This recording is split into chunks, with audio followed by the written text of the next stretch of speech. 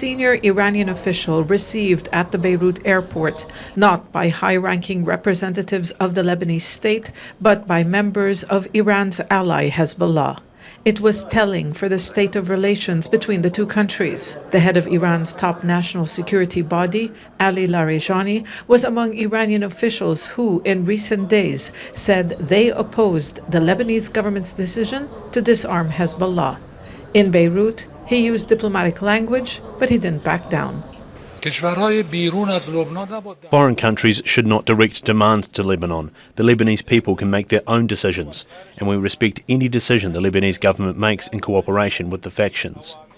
Larijani was referring to Hezbollah, whose supporters greeted him at the airport. Despite being militarily weakened by Israel, Hezbollah is still a political force here and is resisting the Lebanese state's decision to fully disarm it. It's the least we can do to come out and welcome him, because there is no country in the world other than the Islamic Republic of Iran that stood with us. But the new leadership in Lebanon told the Iranian official there is no turning back on its decision.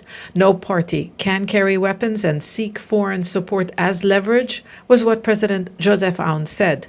He also called Iran's statements on plans to disarm Hezbollah unconstructive.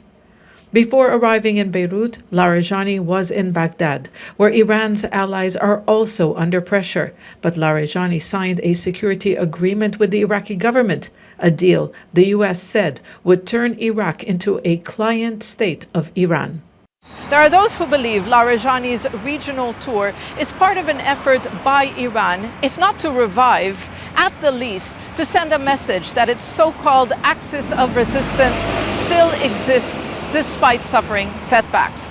It also comes days before U.S. envoy Tom Barrack is expected back in the Lebanese capital for his fourth visit in recent weeks to a country which has long been a battleground for outside powers.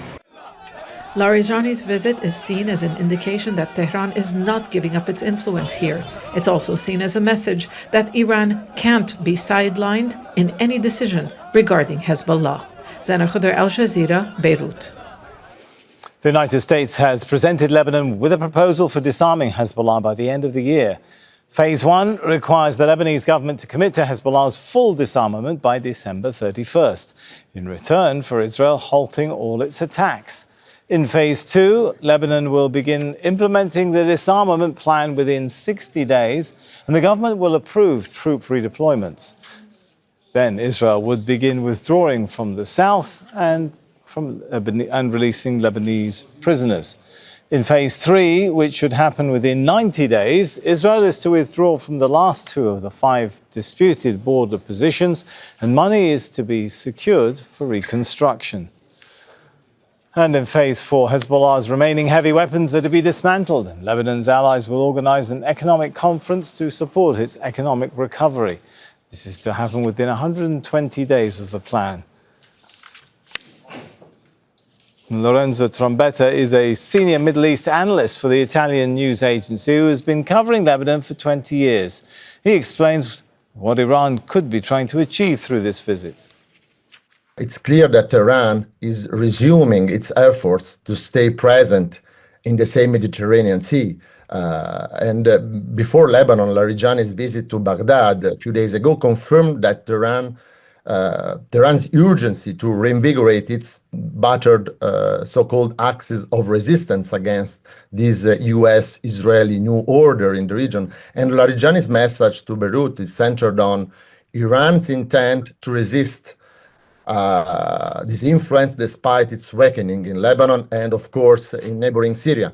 In this regard, the Islamic Republic still sees Hezbollah and its popular base as a vital tools for regional containment. I think Larijani's message is particularly relevant in this case. Hezbollah, the Party of God in Lebanon, is a crucial part of his axis, despite all the tensions that occurred in the past month between the same leadership of Hezbollah and the leadership in Tehran. But the disarming Hezbollah is a very complex issue, as it's not only a regional dynamic, but it's also an internal Lebanese dynamic, as you mentioned before from Beirut. And we need to nuance a little bit between the weaponry that Hezbollah has, not only to directly threaten Israel, but also to deter in some ways the Lebanese authorities, very close now to the US, to force Hezbollah to fully surrender to this new Israeli-US order. Don't miss out. Get a full picture. Subscribe to Al Jazeera for reliable news, expert insight. Like, share, stay ahead.